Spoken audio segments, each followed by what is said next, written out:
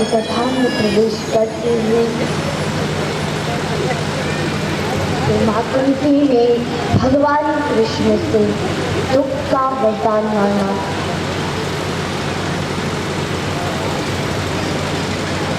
आज जब उत्तरा पर विपत्ति आई तो वो सीधे भगवान की शरण में गई।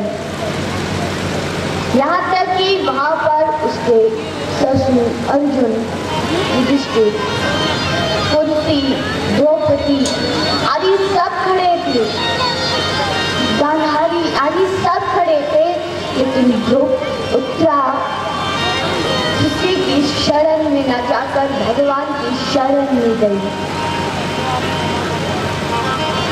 क्योंकि आज जब हमारे ऊपर विपत्ति आती है तो हम अपने परिवार वालों के पास जाकर सहायता मांगते हैं,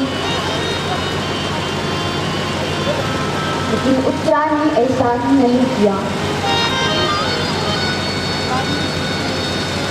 क्योंकि एक बार द्रौपदी ने उत्तरा को अपने पास बुलाया और उत्तरा को समझाया और कहा कि उत्तरा, तेरे ऊपर जब भी विपत्ति आए तो कभी तू संसार वालों की शरण में ना जाकर भगवान की शरण में जाना, क्योंकि ये संसार वाले तेरी रक्षा नहीं कर पाएंगे।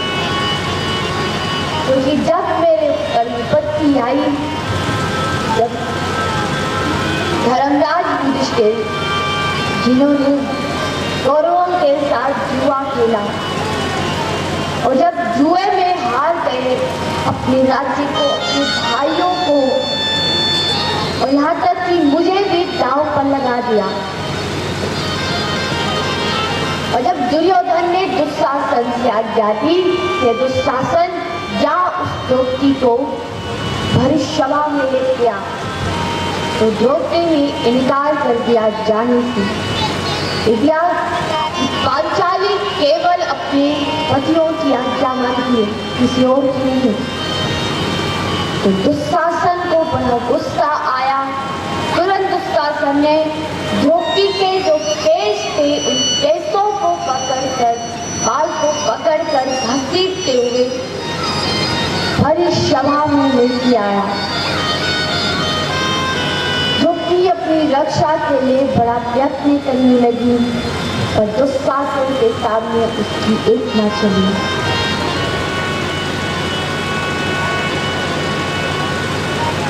जैसे ही दुर्योधन ने भरिष्यवा में द्रौपदी को दासी कहा, तो पितामह भीष्म ने कहा कि दुर्योधन तू ये क्या कर रहा है?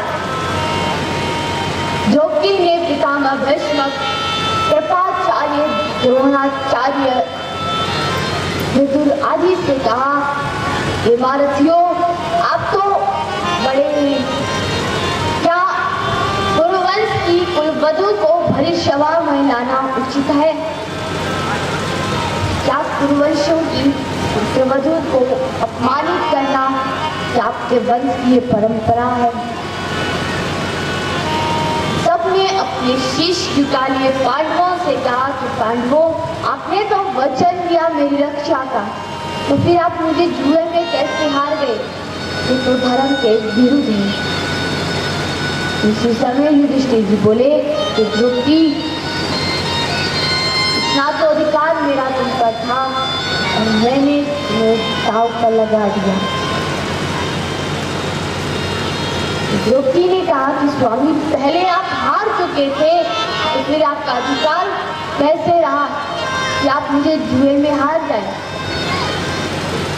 आपने मेरी बिना आज्ञा के मुझे दांव पर कैसे लगाया?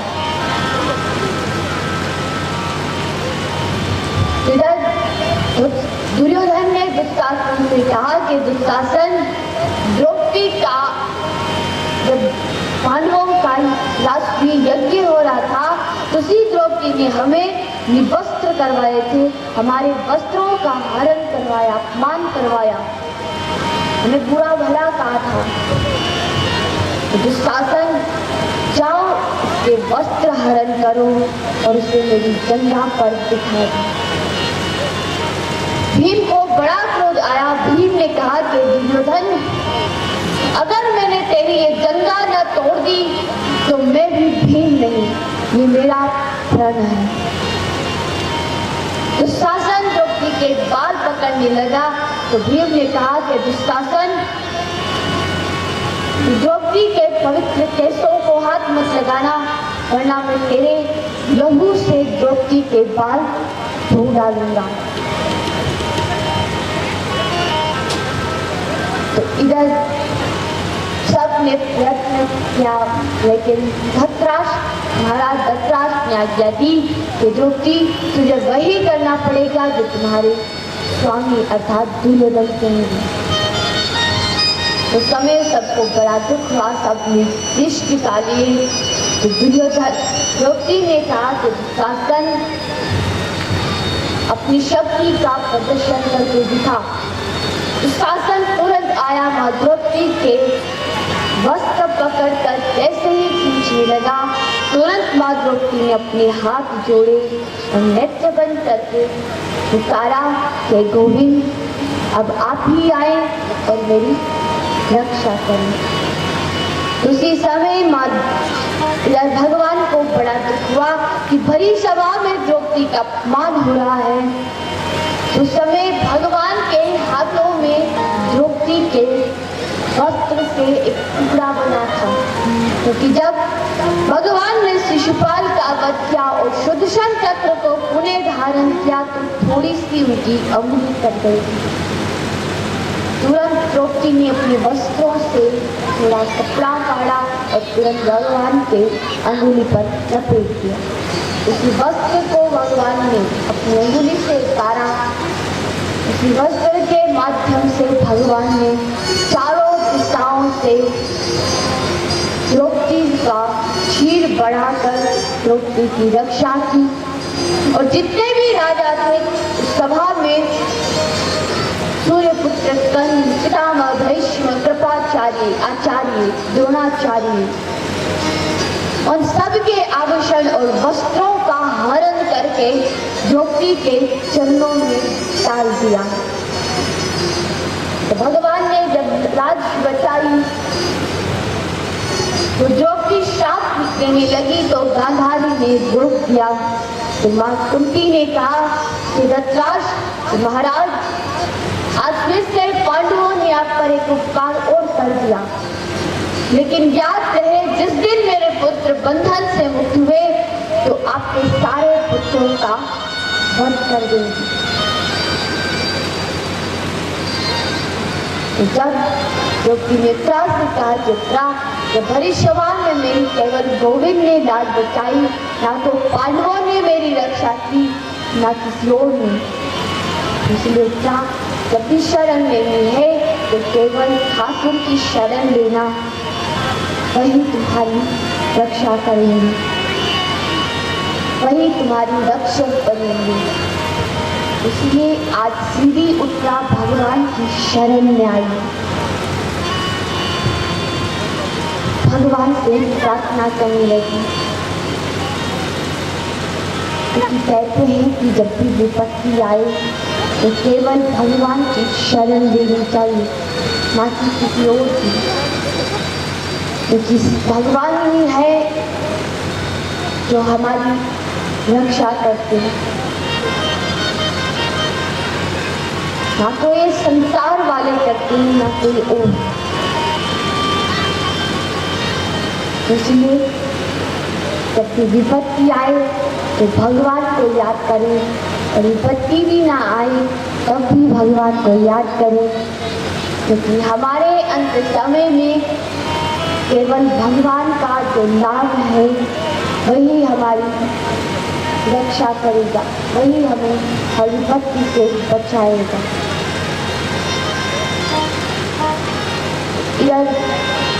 श्री अर्जुन जी को अनेकों वर्ष बीत गए, द्वारिका गए हुए, तो तुरंत युधिष्ठिर जी सोचने लगे कितना वक्त कैसे बीत गया और बड़े बड़े अपशगुन हो रहे हैं। उसी समय श्री अर्जुन जी आए। अर्जुन जी ने सारी बात बता दी और कहा कि भगवान तो अपने धाम को चले गए, जिन्होंने द्रौपदी की लाज बचाई, जिन्होंने महाभारत के युद्ध में विजय प्राप्त करवाई, वो तो गोविंद पृथ्वी का त्याग करके चले गए। इधर परीक्षित जी को राज सिंहासन पर बिठाया, भगवान की वाणी को सत्य किया, क्योंकि भगवान ने कहा कि यही परीक्षित राज्य करेगा और बड़ा धर्मात्मा राजा बनेगा जो सबका हित चाहेगा। तो परीक्षित जी को राज सिंहासन पर बिठाया। श्री परीक्षित जी महाराज जैसे ही राज सिंहासन पर बैठे, अपनी प्रजा की सुरक्षा की, अपनी प्रजा की रक्षा की, अश्वमेध यज्ञ किए और बड़े बड़े ब्राह्मणों को उनके अनुसार भेंटें समर्पित की, अपना स्वर्ण कक्ष खुलवा दिया ब्राह्मणों के लिए। ब्राह्मणों ने जितना चाहे धन लेकर चले गए। और जब दिग्विजय कर रहे थे श्री परीक्षित जी पृथ्वी पर, तो उस समय उनके राज्य में एक गाय और बैल के जोड़े को एक काला पुरुष पीट रहा था, वो कलयुग था। तो परीक्षित जी को बड़ा क्रोध आया कि मेरे राज्य में एक गाय का अपमान कैसे हो सकता है। कि परीक्षित जी समझ गए कि गाय मां पृथ्वी है और ये बैल धर्म है। क्योंकि कलयुग के आने के पश्चात जो धर्म था, जो 4 चरणों पर टिका था, वे आज केवल एक ही चरण पर टिका है।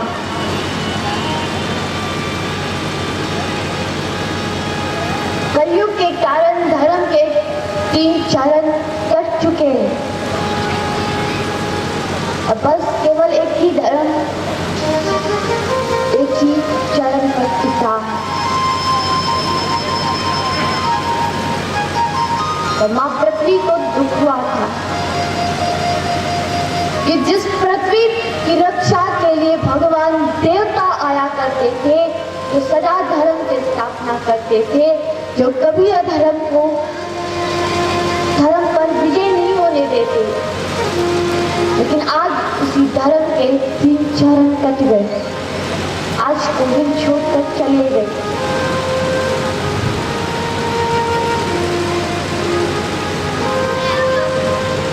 क्योंकि जिस दिन भगवान पृथ्वी लोक कालों ने त्याग किया, अपने धाम को चले गए, तो उनके साथ सब कुछ चला गया, पीछे कुछ शेष नहीं बचा।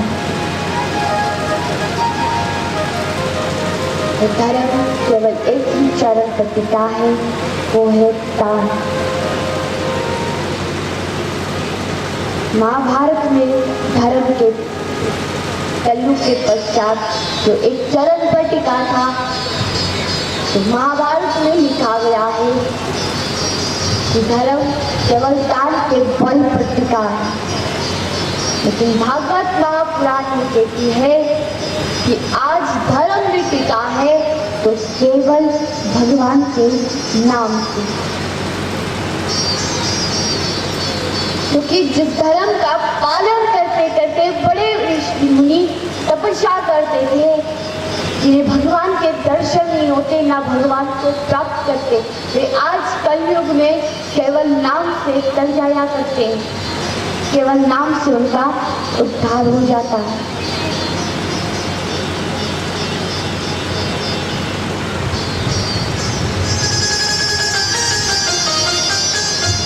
क्योंकि सब कहते हैं कि हम धर्म का पालन करते हैं। यहाँ तक कि धर्मराज युधिष्ठिर जी थे तो बड़े धर्मात्मा थे, उनसे बड़ा तो धर्मात्मा नहीं था, जो कभी असत्य नहीं बोलते थे। उनके मुख से कभी असत्य नहीं निकलता और वो धर्म का मर्म अच्छी तरह से जानते थे।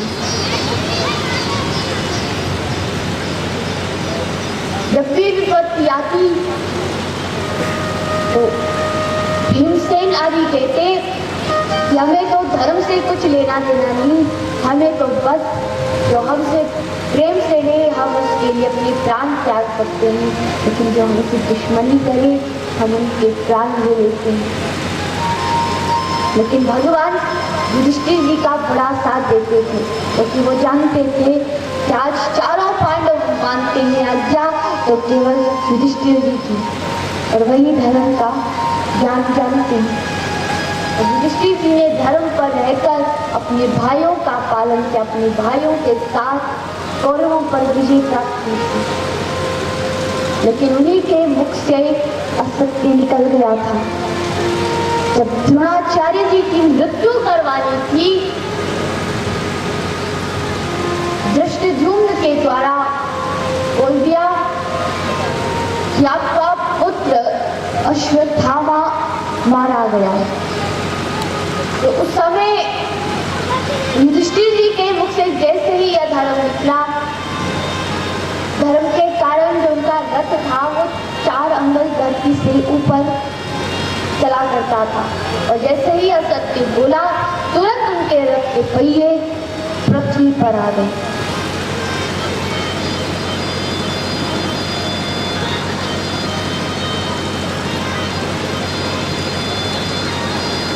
इसलिए केवल आज कलयुग परशुद्धि के नेत्रों के सामने धर्म को पीट रहा था, उसके 3 चरण काट दिए। और आज हमारी पृथ्वी, हमारा भारत देश टिका है तो केवल वो धर्म के ऊपर टिका है। और धर्म के मूल स्तंभ है, पहला मूल स्तंभ गौ माता, दूसरा मूल स्तंभ ब्राह्मण, तीसरा मूल स्तंभ भगवान के मुख से निकली भगवत गीता। और सर्वप्रथम गौ माता को स्थान दिया, दूसरा ब्राह्मणों को दिया। इस प्रकार धर्म केवल गौ माता, ब्राह्मण, साधु संत, गीता आदि के बल पर टिका था, और आज भी वो टिका है।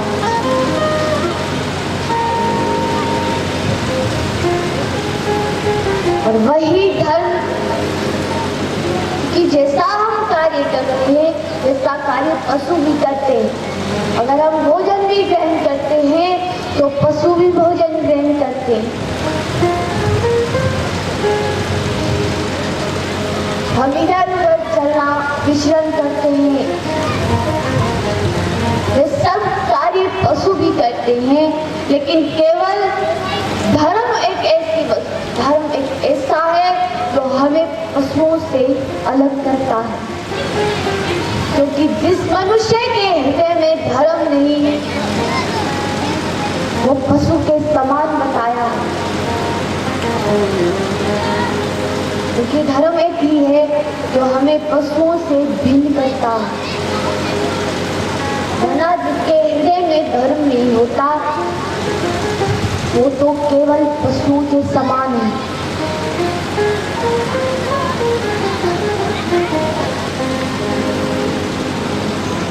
वैसे भी कथा का केवल एक ही उद्देश्य है, जनहिताय। ये कथा भी हो रही है तो केवल जनहिताय अर्थात प्राणियों का उद्धार हो। लेकिन जब तक हम धर्म का पालन नहीं करेंगे तब तक हमारा उद्धार नहीं होगा।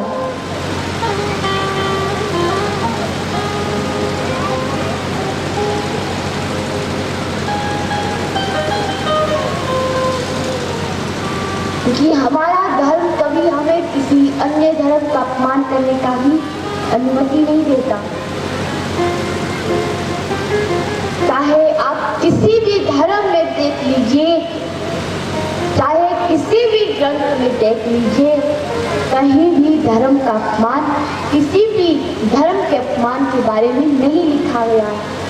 चाहे कुरान उठाइए, चाहे बाइबल उठाइए, या भगवत गीता या भागवत, किसी में प्राणियों की हत्या का आदेश नहीं दिया गया है। किसी में किसी भी देवता का तिरस्कार करने का आदेश नहीं दिया गया है, क्योंकि आज हमारे मन में भगवान, यहाँ तक कि भगवान के प्रति भी भेद हो गया। क्योंकि अगर हम भगवान श्री रामचंद्र जी को मानते हैं तो ऐसा सोचते हैं कि श्री शंकर जी को क्यों माने। अगर हम श्री शंकर जी के भगवान कृष्ण के भक्त हैं तो भगवान विष्णु को क्यों माने।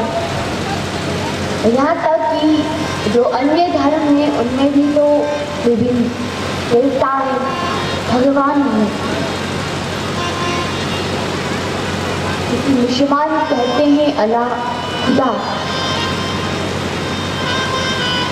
हम अपने भगवान को, क्योंकि हमने भगवान को बांट दिया है। भगवान कृष्ण को कहते हैं कि तो भगवान हमारे ही, किसी अन्य के कैसे हो सकते हैं। क्या कभी आपने भगवान का स्वरूप देखा है? बताइए, क्या कभी आपने भगवान को देखा है?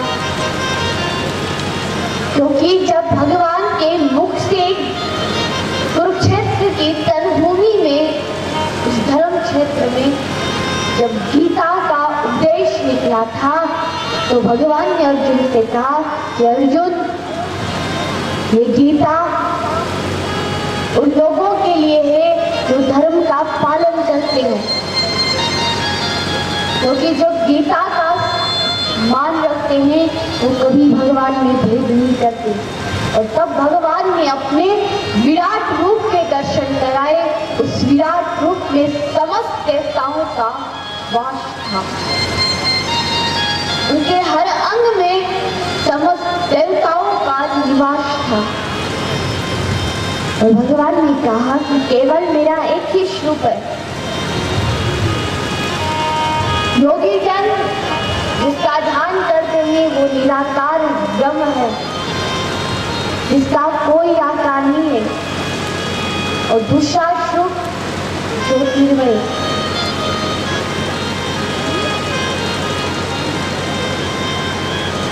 भगवान ने पृथ्वी पर धर्म की स्थापना के लिए अनेकों अवतार लिए।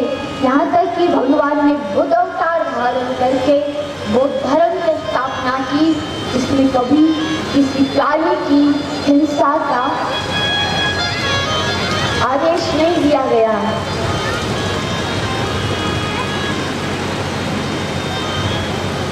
ये जब तक हम अपने धर्म का पालन नहीं करेंगे, जब तक धर्म में भी भेद करेंगे, तब तक हमारा उद्धार नहीं होगा।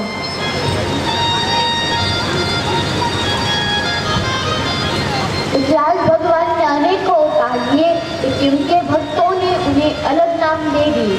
भगवान ने कृष्ण के रूप में अवतार लिया था तो सब उन्हें कृष्ण कहते हैं, गोविंद कहते हैं, माधव कहते हैं। भगवान ने राम का धारण किया तो राम, तो अलग अलग उन्हें नाम दिए गए, लेकिन फिर भी कहते हैं कि भगवान श्री राम अलग हैं, भगवान श्री शंकर अलग हैं।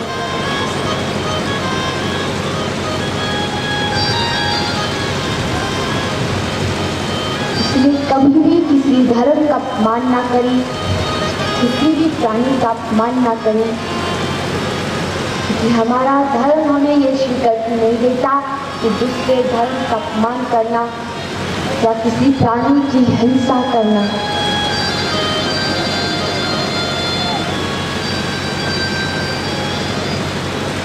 सभी प्रेम से बोलेंगे राधे राधे। बस कुछ जनों की आवाज आती है मंच तक, बाकी तो अपने ध्यान में मग्न रहते हैं। सोचते होंगे घर पर क्या हो रहा होगा। किसी को घर की चिंता तो किसी को किसी और की चिंता। क्योंकि जब भी कथा में आए तो अपनी सारी चिंताओं को घर पर छड़छड़ा गए। क्योंकि जब चिंता होती है तो कथा अच्छे से नहीं सुन पाते, भगवान की लीला उनके कीर्तन नहीं कर पाते, क्योंकि हमारा जो ध्यान होता है वो घर की तरफ रहता है। हमारा शरीर तो यहाँ पर रहता है कथा पांडाल में, लेकिन जो हमारी आत्मा होती है, जो मन होता है, वो घर की ओर चला जाता है।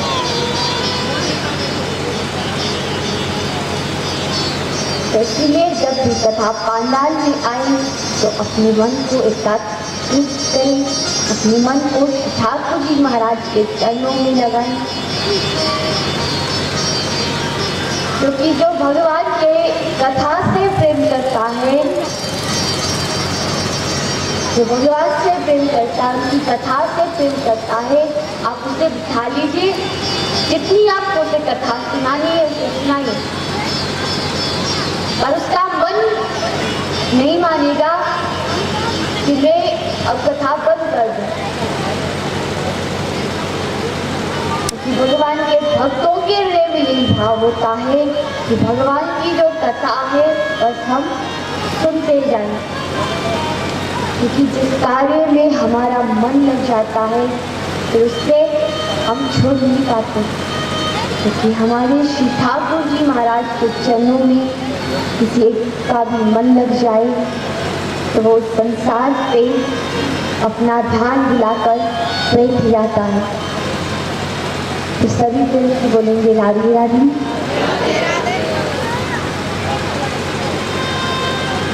क्योंकि हमारे संत जन हैं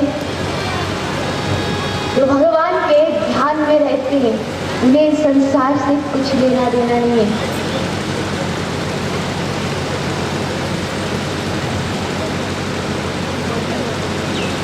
वैसे ही हमारे संतों से हमें प्रेरणा मिलती है, जिस तरह हमारे संत अपने मन को भगवान के चरणों में लगाते हैं और संसार से परे हो जाते हैं, इस संसार से अपना मुंह हटा देते हैं, ऐसे ही उनसे प्रेरणा लेते हैं कि हमारा भी मन भगवान के चरणों में लगे।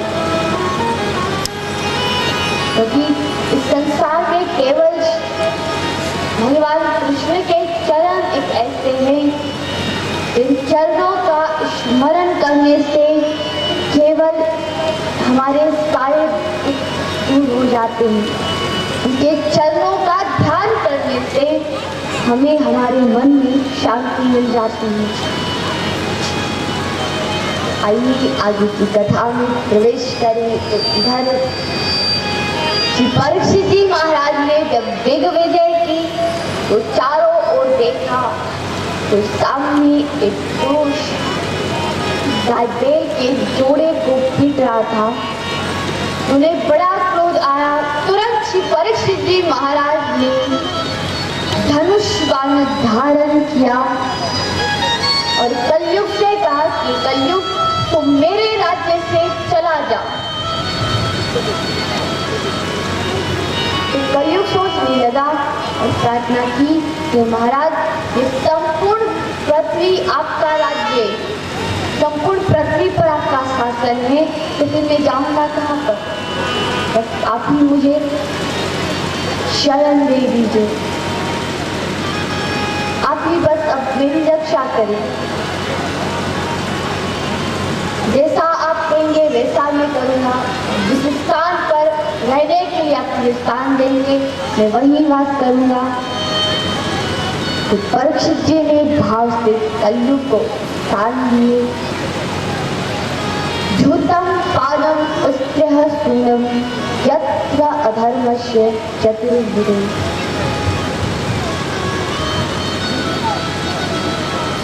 अर्थात मद्यपान, जुआगल, जहाँ पर हिंसा की जाती है और जहाँ पर सदा भगवान से हमारा मन हटता जाता है, अर्थात स्त्रियों का संग,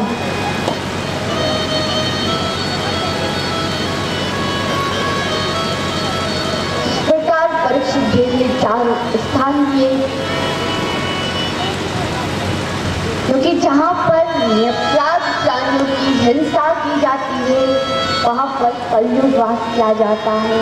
जहाँ मद्य का क्रय विक्रय होता है, जहाँ मद्य का पान किया जाता है, वहाँ पर कलयुग वास किया जाता है। जहाँ वैश्यालय होता है वहाँ पर कलयुग का वास होता है। और जहाँ पर जुआ खेला जाता है वहाँ पर भी कलयुग का वास होता है। तो कलयुग ने चारों स्थान ग्रहण किए और प्रार्थना की कि हे महाराज, आपने मुझे 4 स्थान दिए, लेकिन 5वां एक स्थान और दे दीजिए जहाँ पर मैं अच्छे से रह सकूं, जो स्थान अच्छा हो।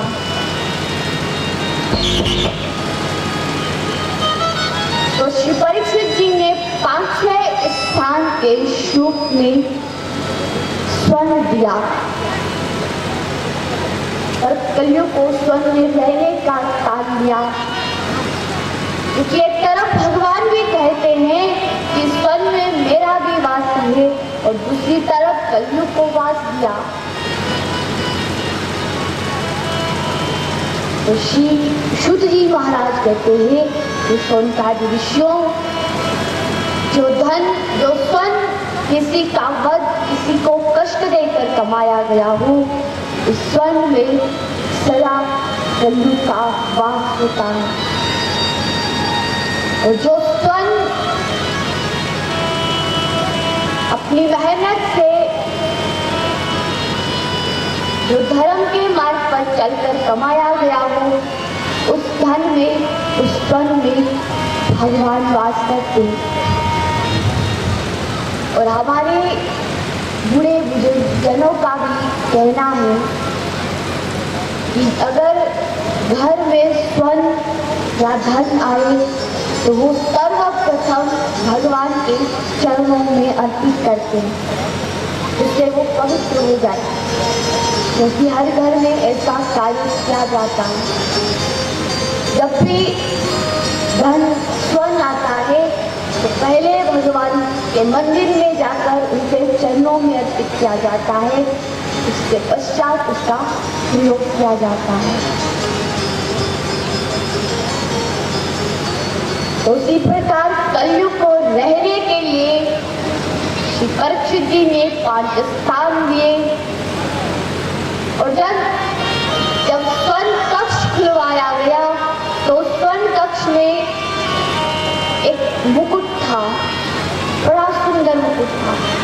वह किसी और का नहीं, मगधराज जरासंध का मुकुट था, जो बड़ा अधर्मी राजा था, दुष्ट राजा था। परीक्षित जी को वो मुकुट प्रिय लगा। उस मुकुट को परीक्षित जी ने जैसे ही अपने शीश पर धारण किया, उनकी बुद्धि में कलयुग आ बैठा और कलयुग जैसे आ बैठा, उनकी बुद्धि भ्रमित हो गई। वन में जाकर शिकार करने लगे, निरपराध प्राणियों का वध करने लगे। एक आश्रम दिखाई दिया, उस आश्रम में गए, देखा एक वृक्ष के नीचे सभी ऋषि बैठे हैं। तो सोचा कितना बड़ा राजा इनके द्वार पर आया है और ये ढूंगी की तरह अपने नेत्र बंद करके तपस्या में बैठा है, ना तो मेरा आदर कर रहा है ना सत्कार कर रहा है। तो परीक्षित जी को बड़ा गुस्सा आया। श्री परीक्षित जी वहां से जाने लगे तो द्वार पर एक मृत शव पड़ा था।